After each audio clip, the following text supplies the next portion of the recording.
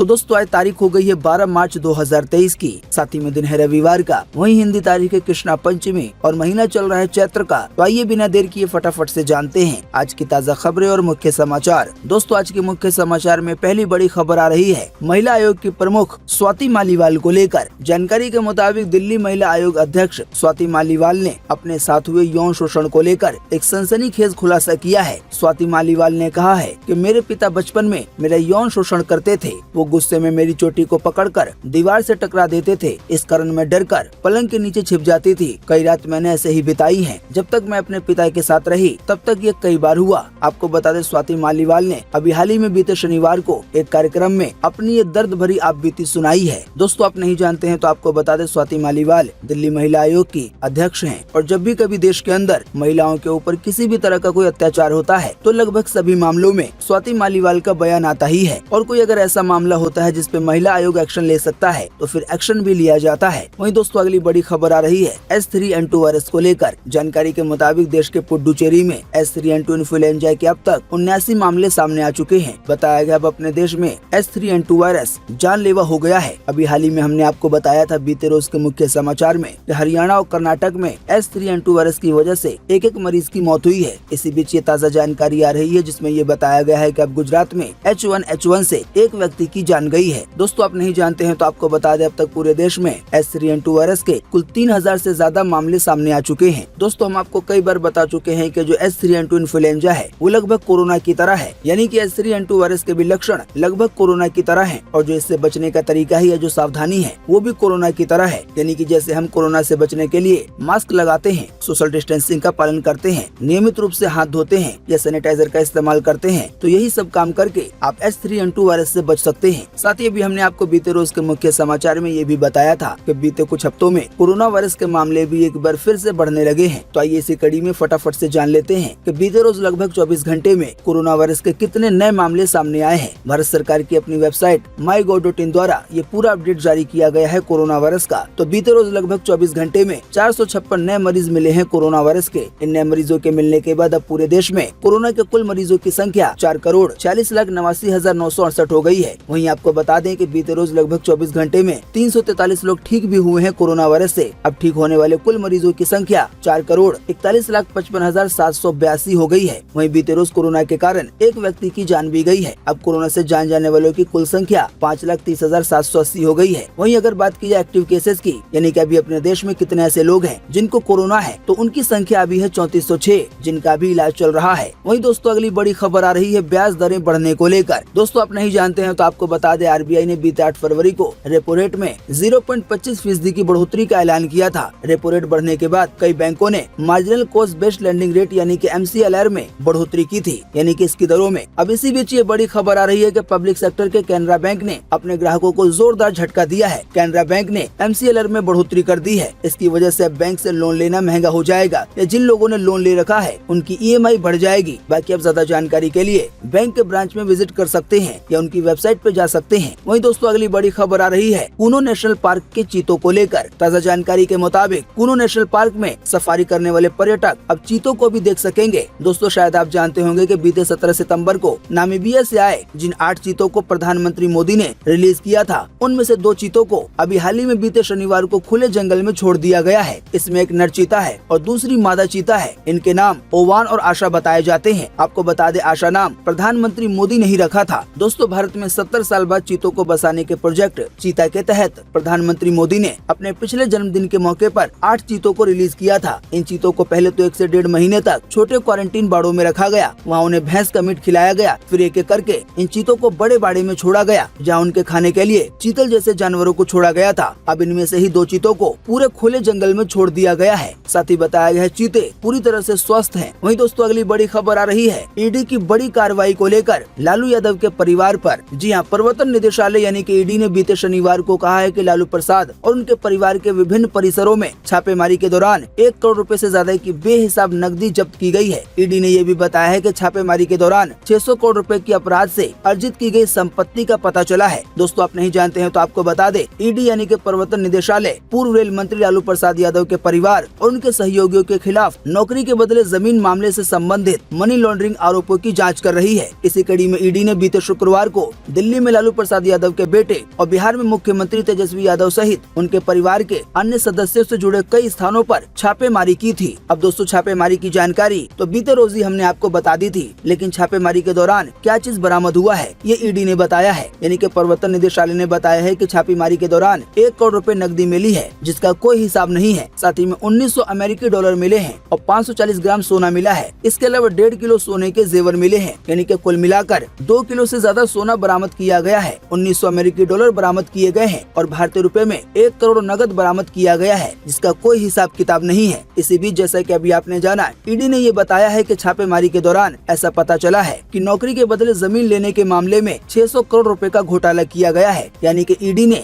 लालू यादव और उनके परिवार को लेकर ऐसा आरोप लगाया है। ताजा जानकारी के मुताबिक इसी बीच इस पूरे मामले पर तेजस्वी यादव का बयान आया है। जैसा कि आप देख सकते हैं अगली खबर में कि प्रवर्तन निदेशालय के दावे के बाद बिहार के उप मुख्यमंत्री तेजस्वी यादव ने अपनी प्रतिक्रिया दी है। उन्होंने ट्वीट करते हुए भाजपा पे निशाना साधा है। तेजस्वी यादव ने अपने ट्वीट में कहा है कि याद करिए 2017 में भी कथित 8000 करोड़ का लेन देन, साथ ही में हजारों करोड़ का मॉल और सैकड़ों संपत्तियां, और अभी हाल ही में चंद महीनों पहले गुरुग्राम में अरबों का व्हाइटलैंड कंपनी का अर्बन क्यू मॉल भी मिला था। फिर आगे उन्होंने भाजपा पे तंज कसते हुए कहा कि भाजपा अब तक कथित 600 करोड़ रुपए का नया हिसाब लाने से पहले अपने सूत्रों को पुराना का तो हिसाब देने देते। कुल मिलाकर आसान शब्दों में कहें तो तेजस्वी यादव ने ईडी यानी कि प्रवर्तन निदेशालय की तरफ से जो दावा किया गया है 600 करोड़ रुपए की मनी लॉन्ड्रिंग का, इस पर अभी हाल ही में कुछ साल पहले या कुछ महीने पहले जो फ्रॉड की खबरें सामने आई थी या जो मनी लॉन्ड्रिंग से जुड़े मामले सामने आए थे, उनका हवाला देते हुए ये कहा है कि पहले उसका हिसाब तो दे देते। यानी कि उन पुराने मामले में ईडी ने क्या क्या कार्रवाई की, सरकार ने क्या कार्रवाई की, ये बात तो बता देते। वहीं दोस्तों अगली बड़ी खबर आ रही है मनीष सिसोदिया को लेकर। दोस्तों, कथित आबकारी घोटाले में जेल में बंद दिल्ली के पूर्व उप मुख्यमंत्री मनीष सिसोदिया के आधिकारिक ट्विटर हैंडल से बीते रोज एक बार फिर से ट्वीट किया गया। इस ट्वीट में उन्होंने प्रधानमंत्री मोदी को संबोधित करते हुए कुछ बातें कही हैं। हालांकि ट्वीट में साहिब शब्द का उपयोग किया गया है, यानी कि पीएम मोदी का नाम तो नहीं लिया गया है, लेकिन जो साहिब कहा गया है उसे ऐसा माना जा रहा है कि साहिब पीएम मोदी को कहा गया है। तो ट्वीट में लिखा हुआ है कि साहिब जेल में डालकर मुझे कष्ट पहुंचा सकते हो, मगर मेरे हौसले नहीं तोड़ सकते। कष्ट अंग्रेजों ने भी स्वतंत्रता सेनानियों को दिए, मगर उनके हौसले नहीं टूटे। जेल से मनीष सिसोदिया का संदेश। वहीं इसी बीच आम आदमी पार्टी के एक और बड़े नेता राघव चड्ढा का भी एक बड़ा बयान सामने आ रहा है बीजेपी को लेकर। जैसा कि आप देख सकते हैं, ताजा जानकारी के मुताबिक आम आदमी पार्टी ने भाजपा पार्टी पर अपने खास मकसद के लिए केंद्रीय एजेंसियों का दुरुपयोग करने का आरोप लगाया है। आम आदमी पार्टी ने कहा है कि भाजपा केंद्रीय एजेंसियों का दुरुपयोग यानी कि सीबीआई या ईडी का दुरुपयोग वन नेशन वन लीडर में भारत को तब्दील करने के लक्ष्य को लेकर कर रही है। यानी कि आम आदमी पार्टी ने ऐसा आरोप लगाया है कि बीजेपी ये चाहती है कि पूरे देश में सबसे बड़ा एक ही लीडर हो। साथ ही आम आदमी पार्टी की तरफ से ये भी कहा गया है कि मनीष सिसोदिया का एकमात्र अपराध है कि उन्होंने मुख्यमंत्री अरविंद केजरीवाल और आम आदमी पार्टी को छोड़ने से इनकार कर दिया था। इसी की वजह से आज उनकी ऐसी हालत है कि उनको जेल के पीछे डाल दिया गया है। इसी बीच राघव चड्ढा ने मीडिया से बातचीत में कहा है कि भाजपा पार्टी एक ऐसी वॉशिंग मशीन है जिसमें एक तरफ से भ्रष्टाचारी को डालो तो वो दूसरी तरफ से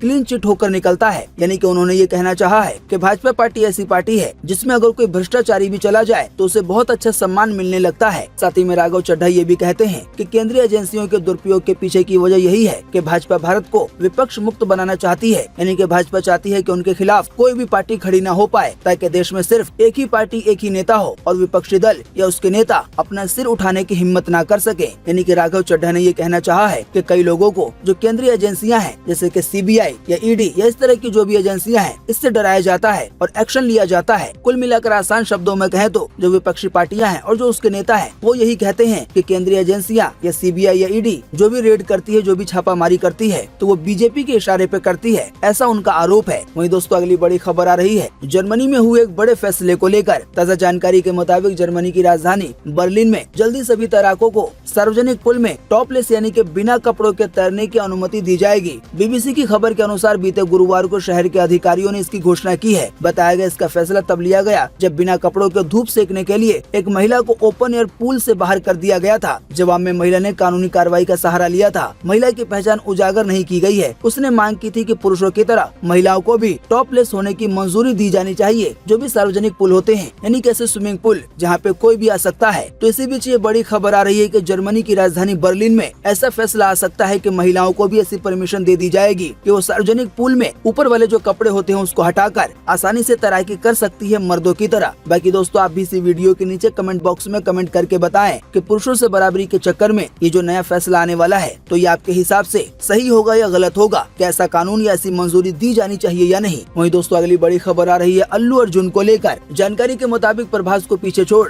अल्लू अर्जुन साउथ सिनेमा के हाईएस्ट पेड एक्टर बन गए हैं। इसी बीच ये बड़ी खबर आ रही है कि संदीप रेड्डी वंगा और भूषण कुमार की फिल्म के साथ वो हिंदी डेब्यू करने जा रहे हैं। अल्लू अर्जुन ने 125 करोड़ रुपए की फीस चार्ज की है केवल एक फिल्म के लिए। इसके साथ ही अल्लू अर्जुन ने फिल्म इंडस्ट्री में एक नए ट्रेंड की शुरुआत कर दी है। बताया गया फिलहाल अल्लू अर्जुन पुष्पा 2 मूवी की शूटिंग में बिजी हैं, पर अब वो जल्द ही हिंदी फिल्म में डेब्यू करेंगे और इसके लिए उनकी फीस होगी 125 करोड़ रुपए। वहीं दोस्तों आपको बता दें साउथ के जो एक्टर है प्रभास, वो एक फिल्म के लिए लगभग 100 करोड़ रुपए चार्ज करते हैं। ऐसे ही जूनियर एनटीआर 50 से 100 करोड़ रुपए चार्ज करते हैं फिल्म के। ऐसे ही रामचरण का भी यही रेट है। वहीं महेश बाबू 60 से 80 करोड़ रुपए चार्ज करते हैं। वहीं दोस्तों अगली बड़ी खबर आ रही है अग्निवीर में रजिस्ट्रेशन को लेकर। जानकारी के मुताबिक भारतीय सेना में अग्निपथ योजना के तहत अग्निवीर भर्ती रैली 2023 के लिए रजिस्ट्रेशन 16 फरवरी 2023 से चल रहा है। अब इसी बीच ये बड़ी खबर आ रही है कि ऑनलाइन रजिस्ट्रेशन की डेट बढ़ा दी गई है। इसके साथ ही अग्निवीर भर्ती योजना में कई बदलाव किए गए हैं। एक बदलाव के बारे में हमने आपको बीते रोज के मुख्य समाचार में बताया था कि अब अग्निवीरों को आरक्षण भी दिया जाएगा। दोस्तों आप नहीं जानते हैं तो आपको बता दें, अग्निवीर भर्ती के लिए ऑनलाइन रजिस्ट्रेशन करने की लास्ट डेट 15 मार्च 2023 थी। हालांकि अभी से बढ़ाकर 20 मार्च 2023 कर दिया गया है। बताया गया अग्निवीर प्रोसेस में जो कुछ बदलाव किए गए हैं वो कुछ इस तरह है कि जो भी इच्छुक उम्मीदवार है उनको सबसे पहले joinindianarmy.nic.in पर जाकर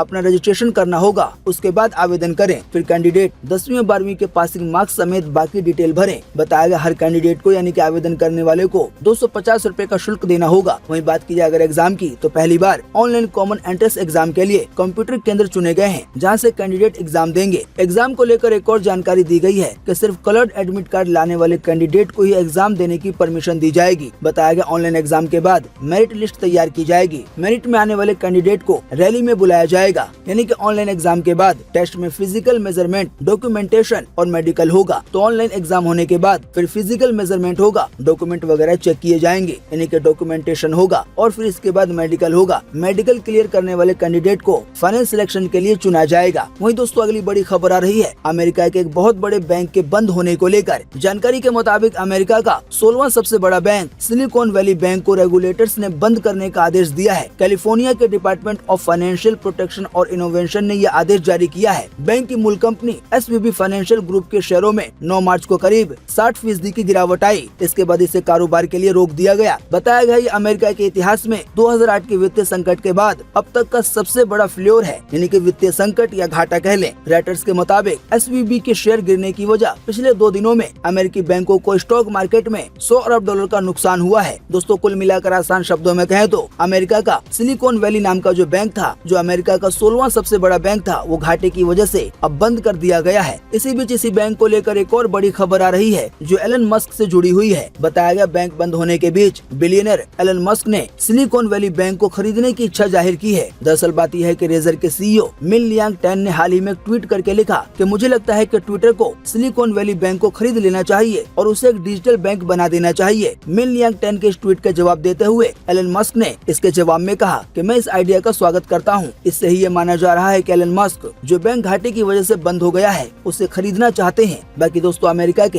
इतने बड़े बैंक के डूब जाने की वजह से अब ऐसे सवाल उठना शुरू हो गए हैं कि क्या एक बार फिर से 2008 जैसा आर्थिक संकट आने वाला है। दोस्तों आप नहीं जानते हैं तो आपको बता दें सन 2008 में लगभग पूरी दुनिया भर में आर्थिक संकट आया था। इसकी वजह से दुनिया भर में लगभग सभी कंपनियों के जो शेयर थे उसके दाम काफी ज्यादा घट गए थे। पर अब अमेरिका के इतने बड़े बैंक के डूब जाने की वजह से ऐसा सवाल किया जा रहा है कि क्या ये एक संकेत है कि हम 2008 जैसे संकट का दोबारा सामना कर सकते हैं। बताया गया इसके जवाब में विशेषज्ञों ने ये कहा है कि वो मानते हैं कि व्यापक बैंकिंग क्षेत्र में इसके फैलने की आशंका फिलहाल नहीं है। आसान शब्दों में कहें तो जो विशेषज्ञ हैं वो ये मानते हैं कि फिलहाल 2008 जैसा आर्थिक संकट आने वाला नहीं है। वहीं दोस्तों अगली बड़ी खबर आ रही है अडानी ग्रुप को लेकर। जानकारी के मुताबिक अडानी ग्रुप अंबुजा सीमेंट में 4.5% की हिस्सेदारी बेच सकता है। इससे $405 मिलियन यानी कि करीब 3,700 करोड़ रुपए मिलेंगे। इस रकम का इस्तेमाल अडानी ग्रुप अपना कर्ज उतारने में कर सकता है। शेयरों को अगले हफ्ते सेकेंडरी मार्केट में अनफोल्ड करने की भी संभावना है। आप नहीं जानते हैं तो आपको बता दें अंबुजा में अडानी ग्रुप की 63.2% की हिस्सेदारी है। पर अब अडानी ग्रुप अपने कुछ कर्ज को चुकाने के लिए अंबुजा सीमेंट में 4.5% की हिस्सेदारी बेच सकता है। वहीं दोस्तों अगली बड़ी खबर आ रही है महंगाई को लेकर और ब्याज दरों को लेकर। दोस्तों अभी हाल ही में बीते महीने यानी कि फरवरी के महीने में खाने पीने की कई चीजें सस्ती हुई हैं। इसकी वजह से बताया गया है कि इस महीने महीने यानी कि मार्च में फरवरी महीने का जो महंगाई दर आएगा यानी कि रिटेल महंगाई दर, तो वो पहले के मुकाबले में कम हो सकता है, क्योंकि बीते फरवरी के महीने में कई ऐसी खाने पीने की चीजें हैं जो पहले के मुकाबले में यानी कि जनवरी महीने के मुकाबले में सस्ती हुई है। इसी की वजह से ये अनुमान लगाया गया है कि जल्दी आने वाले कुछ दिनों में जो रिटेल महंगाई की दर जारी होगी वो पहले के मुकाबले में कम हो सकती है। हालांकि इसी बीच ये भी बड़ी खबर आ रही है कि भले ही रिटेल महंगाई दर कम हो जाए, कई सामानों के दाम सस्ते हो जाए, लेकिन बढ़ती ब्याज दरों के मामले में फिलहाल राहत मिलने के आसार नहीं है। यानी कि अनुमान के मुताबिक बैंक से जो लोन लेना है वो आने वाले दिनों में और ज्यादा महंगा हो सकता है। इसमें फिलहाल राहत मिलने वाली नहीं है। तो जो लोग लोन लेने वाले हैं या जिन लोगों ने लोन ले रखा है, जाहिर बात है ये खबर उनको निराश करेगी। वहीं दोस्तों अगली बड़ी खबर आ रही है व्हाट्सएप को लेकर। जानकारी के मुताबिक व्हाट्सएप 21 नए इमोजी की टेस्टिंग कर रहा है। WA बीटा इन्फो की रिपोर्ट के मुताबिक व्हाट्सएप के नए 21 इमोजी की टेस्टिंग फिलहाल बीटा वर्जन में हो रही है। व्हाट्सएप ने बीटा यूजर्स के लिए व्हाट्सएप कीबोर्ड का नया वर्जन जारी किया है, जिसमें 21 नए इमोजी जोड़े गए हैं। नए इमोजीज को यूनिकोड 15 के साथ देखा जा सकता है। इन नए 15 इमोजीज में आपको कैसे कैसे इमोजीज मिलेंगे वो आप देख सकते हैं अपनी स्क्रीन पर। वहीं दोस्तों अगली बड़ी खबर आ रही है नासा और इसरो के एक मिशन को लेकर। दोस्तों इसरो यानी कि अपने देश भारत की स्पेस एजेंसी और नासा यानी कि अमेरिका की स्पेस एजेंसी, बताया गया इन दोनों के संयुक्त सहयोग से विकसित पृथ्वी अवलोकन उपग्रह निसार भारत आ चुका है। इसे अगले साल आंध्र प्रदेश से लॉन्च किया जाएगा। असल में दोस्तों निसार एक सैटेलाइट है और ये सैटेलाइट आधुनिक SUV के आकार का है, जिसे दक्षिण कैलिफोर्निया में नासा की जेट प्रोपल्शन लेबोरेटरी में विकसित किया गया है। इसरो की ओर से इस बारे में बताया गया है कि यह हमारी व्यापक संभावनाओं का एक उदाहरण है। इस सैटेलाइट का वजन 2800 किलो है। बताया गया सैटेलाइट के 5 साल तक लगातार काम करने की उम्मीद है। इसरो ने इस परियोजना पर 788 करोड़ रुपए खर्च किए हैं, जबकि इसके लिए नासा ने $80 करोड़ का योगदान दिया है। बताया गया सैटेलाइट का रडार इतना दमदार होगा कि ये 240 किलोमीटर तक एकदम साफ तस्वीरें ले सकेगा। ये धरती का पूरा एक चक्कर 12 दिन में लगा लेगा। कुल मिलाकर आसान शब्दों में कहें तो इस सैटेलाइट की बहुत सारी खूबियां हैं। एक खूबी के बारे में आपने जाना कि सैटेलाइट का रडार इतना ज्यादा दमदार है कि ये 240 किलोमीटर की दूर की तस्वीर बिल्कुल साफ ले लेगा। साथ ही बताया गया सैटेलाइट बवंडर, तूफान, ज्वालामुखी, भूकंप, ग्लेशियरों के पिघलने, समुद्री तूफान, जंगली आग, समुद्रों के जल स्तर में बढ़ोतरी, खेती, गीली धरती, बर्फ का कम होना, इन सभी की जानकारी देगा।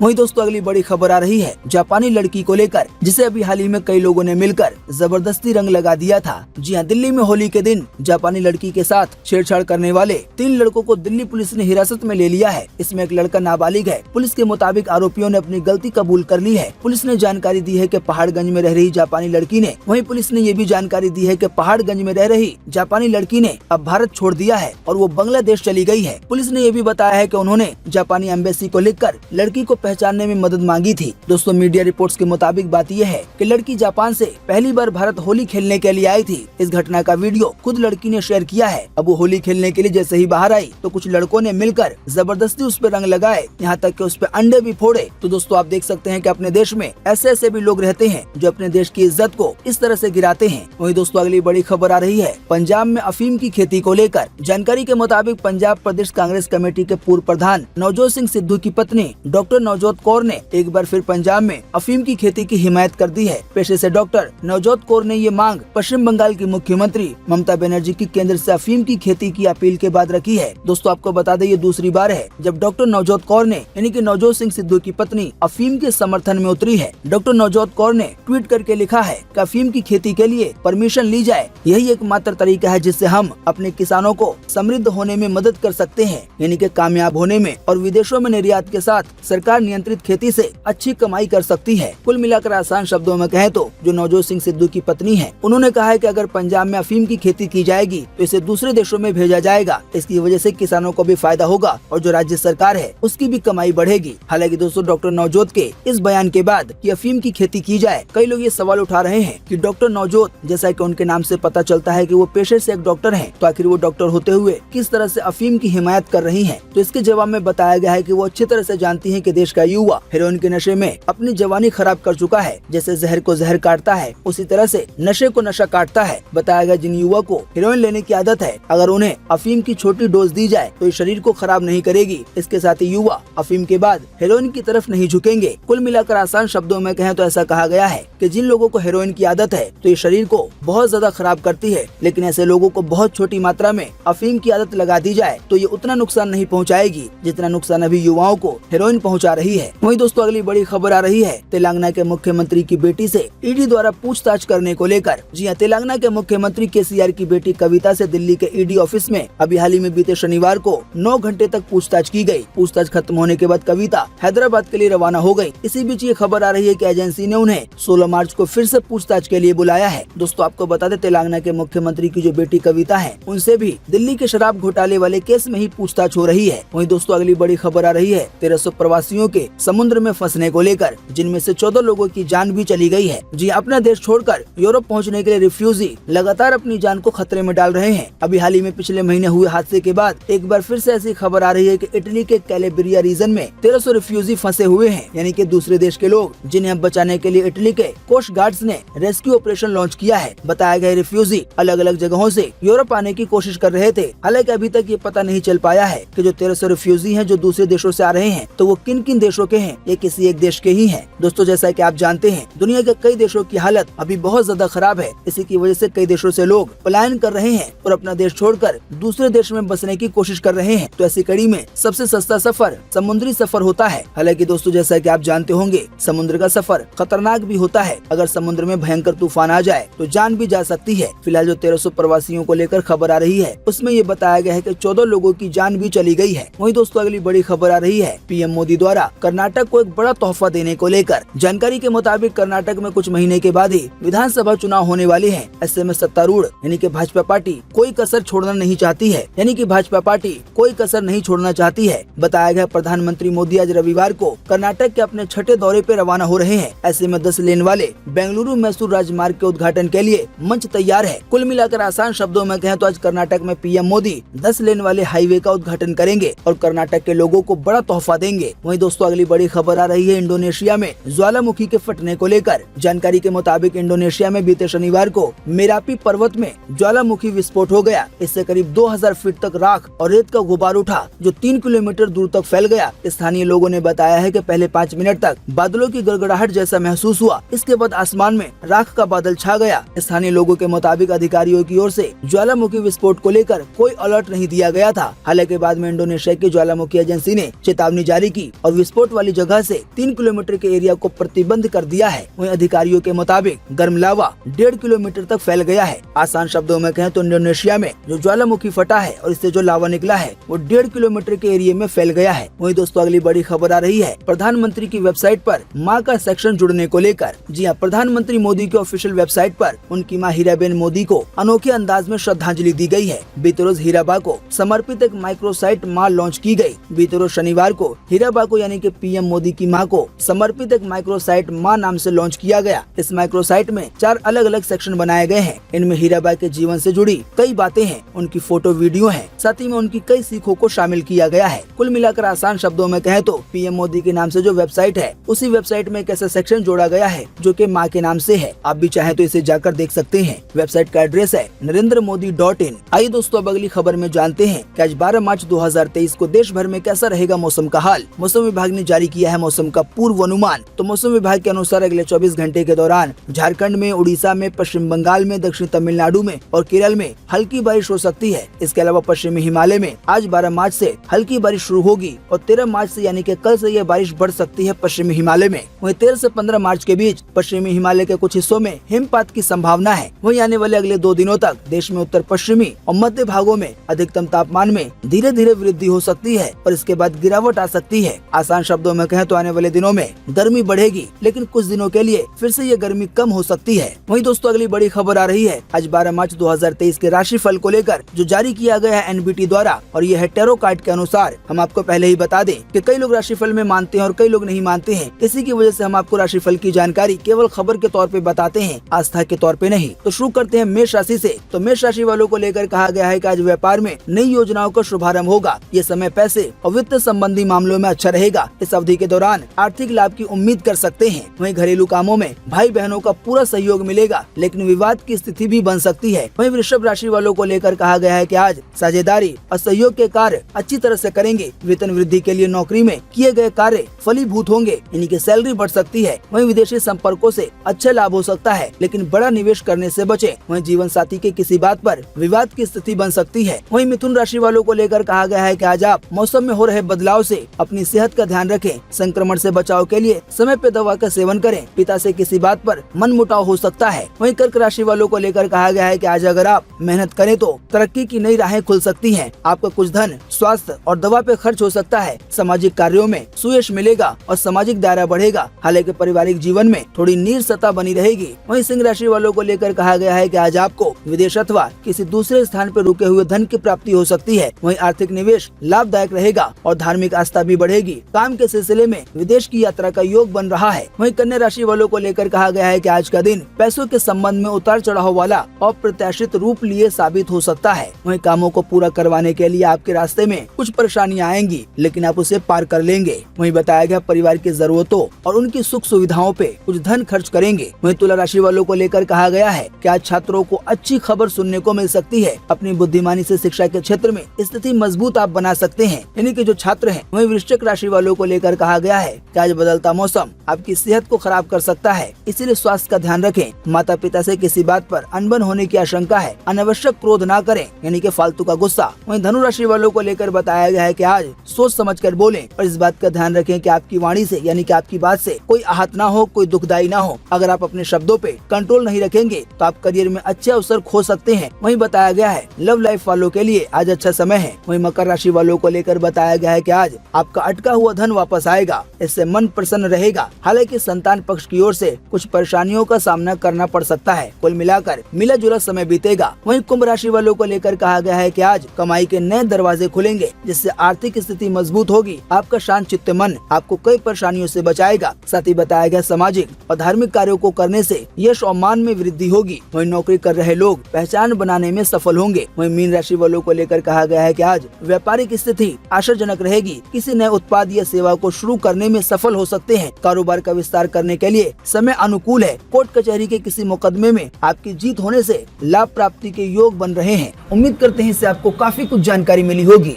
हम बस इसके बदले में आपसे इतना ही चाहते हैं कि आप इस वीडियो को लाइक कर दें और शेयर कर दें, क्योंकि आपका लाइक और शेयर करना ही होता है हमारी मेहनत का फल। वीडियो देखने के लिए आपका बहुत बहुत धन्यवाद। Thanks for watching.